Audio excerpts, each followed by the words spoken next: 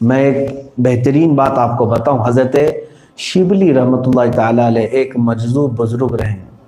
ان کے متعلق بڑی عجیب و غریب بات ملتی ہے کہ زندگی بھر اپنے آپ کو قید میں رکھے ایک جھوپڑی میں، نہ لوگوں سے ملاقات کرتے، نہ زیادہ اپنی ہاں ایک بات یہ بھی یاد رکھیں کہ زیادہ تعریف اپنی آپ کی پسند کرنا یہ بھی نفس کی خواہشات میں سے۔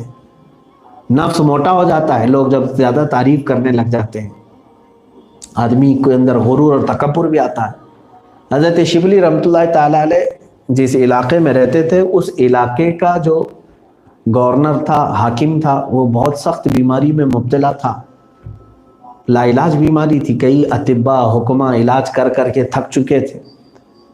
ایک مرتبہ ایسا ہوا کہ ان کی جھوپڑی میں ایک شخص آتا تھا حضرت شبلی رحمۃ اللہ علیہ کی، جو اس حاکم کے ہاں بھی جایا کرتا تھا۔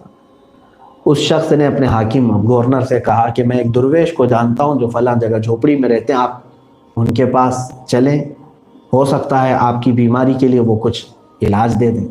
حاکم نے کہا بڑے بڑے حکیم اور طبیب عاجز آ گئے ہیں، اب کسی فقیر درویش کی کیا بات۔ بہرحال ڈوبتے کو تنکے کا سہارا گیا۔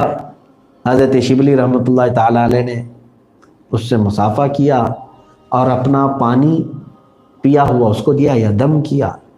وہ واپس اپنے مقام تک آنے سے پہلے اپنی لا علاج بیماری سے شفا یاب ہو چکا تھا۔ الحمدللہ۔ ہاں، شفا دینے والا اللہ ہی ہے، مگر ذریعہ کسی کو بھی بناتا ہے۔ اس حاکم کے دل میں ان کی بڑی عزت ہو گئی حضرت شبلی رحمۃ اللہ علیہ۔ اس نے کہا اتنے زمانے سے ہمارے علاقے میں ایک ایسے مستجاب الدعوات بزرگ موجود ہیں اور ایسے پہنچے ہوئے سالک موجود ہیں جن سے ہم ہی واقف نہیں تھے، جن کی دعاؤں کی تاثیر یہ ہے کہ لا علاج مرض میرا صحیح ہو چکا ہے۔ تو اس نے کہا کہ سارے لوگوں کو لے جا کر کے ان کو بڑی عزت دی، بڑے تحفے دیے، اور اس کے بعد کہا کہ حضور اب آپ اس جھوپڑی میں اور اس خیمے میں نہیں رہیں گے، آپ چلے علاقے کی سب سے بڑی جامع مسجد میں آپ امامت فرمائیں گے اور پوری مخلوق آپ کے پیچھے آپ کی اقتداء میں نماز پڑھے گی۔ آپ نے بہت منع کیا کہ مجھے رہنے دو میرے حال پر، وہ نہ مانے، اصرار کیے۔ سبوں نے جب اصرار کیا تو آپ نے قبول کر لیا۔